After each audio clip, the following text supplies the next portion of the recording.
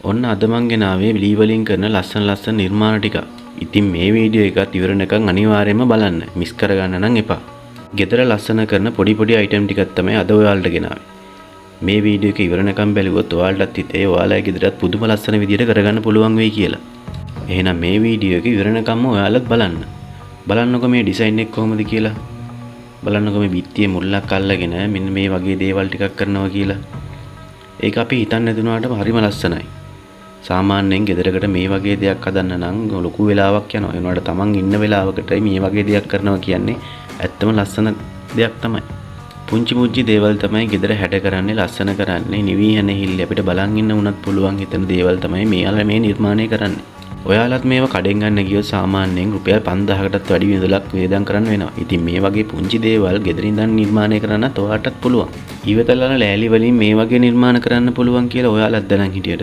ඇත්තටම මේ වගේ දේවල් බලන්නකෝ. මෙන්න මේ ඔර්ලෝසුව බලන්නකෝ.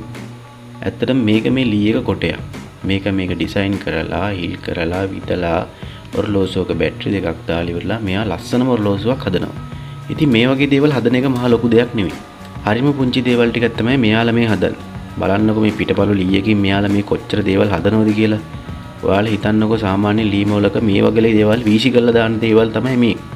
මේ වගේ දෙයක් අරන් ඇවිල්ලා අපිටත් පුළුවන් නේද පුංචි ඩිසයින් දාලා ඉවරලා අපිට ගෙදර ලස්සන කරන හැඩතල නිර්මාණය කරන්න. මේ වගේ ඩිසයින් නිර්මාණය කරන්න මහ ලොකු වෙලාවක් යන්නෙත් නැහැ. ඔයාලත් අද ඉඳන් try කරොත් මොකද? බලන්නකෝ මේක. මේ වගේ දේවල් සාමාන්‍ය හොටෙල් එකකට වගේ නම් ඇත්තටම වටිනවා.